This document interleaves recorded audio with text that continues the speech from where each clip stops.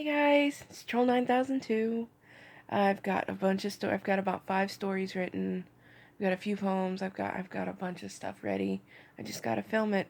Um, this story happens to be from my trip to the Smokies that I took 6 weeks and 6 days ago. It's for Karen's story. It's called Smoky Mountain Adventure. Sarah loaded the car the night before. She didn't forget anything for her trip the next day. It was her first time going far, far away from home, driving. Sarah put the directions in the GPS and hoped her roller skate would get her through the mountains, and the little bit of money she saved would allot her some fun too. Sarah went through 3 states that day of travel: Georgia, North Carolina, and Tennessee. It was quite a big trip, very tiring, and by the time she got to the hotel room, she was grateful to have a bed to sleep in and a roof over her head, and a location that she could walk to almost any attraction in Gatlinburg. Sarah got a call to go out and play mini golf first thing after checking into the hotel. Not even changing out of her driving clothes, off she went. It was a spectacular time meeting new people. It was a lot on Sarah. They didn't know she didn't like to be touched. No hugs, no shoulder pats. She just trusted no touch. It was scary. It was like, okay, she survived. But they didn't know. Same night, Sarah decided she would do another touristy thing and hop on a train that took people into the Smoky Mountains. Sarah read online reviews, which were great. She only hoped she wouldn't fall asleep through it. Not knowing what to expect, on the train ride, Sarah brought a sweater and an open mind. Her grandfather had often told Sarah the Smokies would call her back one day, not to visit, but to stay. Half the time, Sarah believed most of the things her grandfather would say, but then the older he got, the more unbelievable he got. He would also go off on these weird creepy kicks. She always thought he was messing with her, until one day he looked her straight in the eyes and said, "It is your destiny to go to the mountains, but it is also your destiny to come home to us." As Sarah boarded the train, the voice of her grandfather rang through her mind. It is your destiny to go to the mountain, but it is also your destiny to come home. How odd she hadn't thought of that in years. Oh well. Sarah boarded the train, the cold black metallic loud steam engine, and Sarah was confident that everything would be okay. The train pulled away from the platform in the twilight hours of the evening, and a creepy voice came over the intercom and welcomed all passengers of the train ride, and he went through the safety guidelines. Sarah was only paying attention to the brilliant light show the sunset was giving, with the bright orange autumn sunset, yellows, orange, purples, and even a little bit of red. As the train entered into its first tunnel, the whistle startled Sarah, and the tour guide giggled at her. He began to tell the story. "It all started," he said, "on a night like tonight." Sarah was amused and settled in. There was very powerful fairy population in the Great Smoky Mountains, and the fairies were good, loving fairies. In fact, if you are ever coming down the mountain in a chairlift after sunset, you can see the lights of the fairy cities gleam on the side of the mountain. You can hear the party music every night. It is said that the trouble started when a family of bears decided to move into the mountains. The fairies never had a problem with any critters that moved into the mountains. The bears with their terrible teeth, horribly sharp claws, and terrible bear scat. Back then, scat meant something totally different than it does now. Bear scat then was a weird bear dance. Sarah giggled and looked out the window just in time to see a bear scamper into the woods, away from the train. Bear scat, if anyone knows how to do it, goes like this. You thrust your bare hips and you wiggle your bare paws. Only the topsies jiggle the nose and growl and roar real loud. Also, wiggle your bare tail. And the bears did this as a dance to let other bear families know that the area was okay to inhabit. Soon, big bears that were brown, black, gray, those are extinct now, and even ones that were colored like rainbow zebras. Can you believe that? Yes, they're extinct also. The bears just kept coming. It was very ridiculous and overwhelming. The fairies were very ticked off by now as the bears were taking over, Everything the fairies had worked so hard to build by this time, bears were 2 cubs to every 1 fairy. That wasn't counting the parents. And so one day the head fairy called all the fairies together and decided to cast a curse on the bears, and he alone casted the curse in the form of a smoky fog mist that would take away the breathtaking views of the mountains for the bears. And this appeared a long time before humans started building in the mountains. After the mist had accumulated, the bears lost interest in being in the mountains, and so many of them moved on. It is said a lot of bears relocated to Florida for sleeping bag tacos, people tent camping, and after a while is when humans started building in the mountains.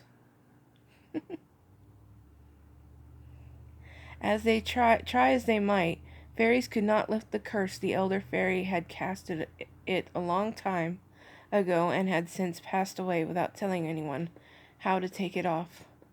That was not only his last curse, but it was also his last lesson to the other fairies. Be careful what you wish for. Cliché, I know, but it serves truth.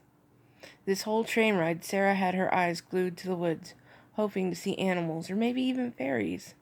She would glance up at the tour guide every now and then, but this time when she glanced up, she was the only one on the train. A little freaked out about that, she tensed up and was a little uneasy. Suddenly, the train started to slow down to go through the last tunnel before returning back to the station, and Sarah heard the whistle blow, and into the tunnel they went, except this time, this tunnel was different. There were all kind of light spots and dots that were just around. Not just around the windows, but inside the train as well. Fascinated, Sarah reached out to touch one of the lights, but instead the purple orb sat on her finger and explained to Sarah she was the one to break the spell, or curse, that was cast on the mountains. Confused, Sarah said, "But isn't that the way the mountains stay popular?" "No," the fairy said. "It's not natural, and it's causing the mountains harm. You're the one to break it. You have to do it. Just do it." Sarah shooed the purple orb off her finger in disbelief. Soon they came out of the tunnel, and the tour guide was now gone. What in the world? Ready to get off the train now. Sarah was relieved when they pulled up to the platform and she could get off. The engineer hopped out of the engine and got the steps so Sarah and her little legs could get off the train safely. He also offered her a hand. As she disembarked off the train with no plans of what to do next, Sarah tried to concentrate on what just happened.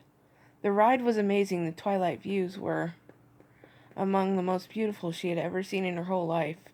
She took tons of pictures on the train,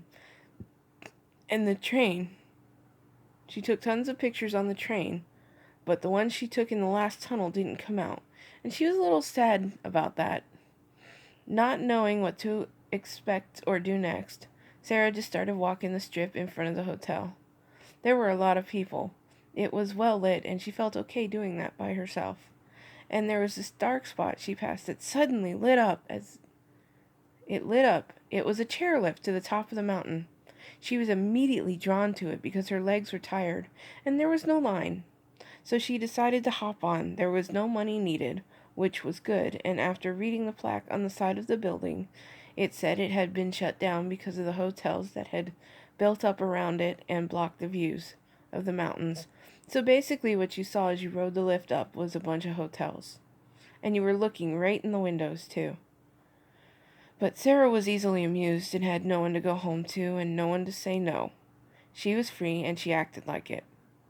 There was a little bit of a view the moon of the night illuminated, but as the fog rolled in, that too disappeared. And instead of hopping off at the top, where there was nothing but darkness, Sarah just decided to stay seated and ride down. She started feeling a little uneasy about getting back to the ground, as it was so late that businesses started turning off lights, and it was starting to get dark down there where there was once light. What she was afraid of is the lift operators, whoever they were, wouldn't know she was on the lift still, and they would shut it down and go home for the night. And so, when she was uneasy and no one was around, she would sing to calm herself. loud and proud, and that's what she started to do. When in Tennessee, I've heard the best song to sing is I'll Fly Away. Looking up at the night sky with the stars and the moon, it was so peaceful and beautiful. The clouds or fog that would pass in front of the moon every few minutes was neat looking too.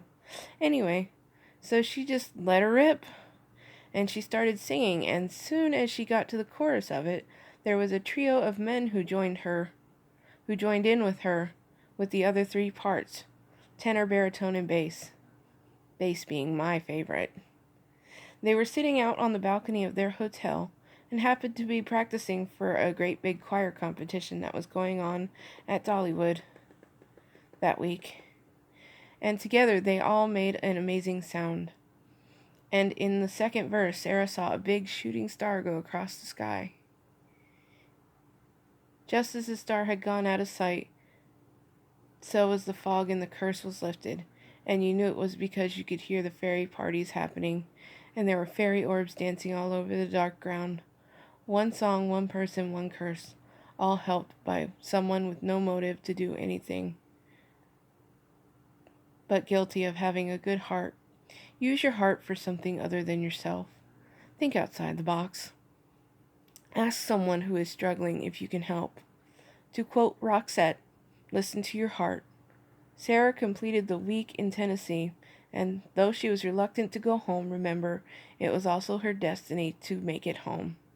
Sarah had to resist the magic of the mountain, not just the fairies that live there, but the people that live there also. Sarah did go home, in fact, and went back to everyday life in the shell. If you hadn't guessed by now, I'm Sarah. I didn't tell the story using my name because that would be kind of like Bob Dole-ish. I did actually have a pretty good time while I was there. I got to hike, I got to do old-timey videos. I had a beautiful hotel that had a balcony over a river, and even though the river was kind of dry, there was still little birds. And there was a beaver that actually lived downstairs. And it was a camera ham. And when I got home, I spent millions of dollars printing pictures from my phone, but it was well worth it. If I go again this year, I'll know what to expect. I'll have a little bit better grasp. This is Troll 9002 hitting the hay for another day. Thank you for your views, your comments, and your participation on my channel. Please leave lots of comments, questions, whatever. Subscribe if you dare. This is Troll 9002 signing out. Good night.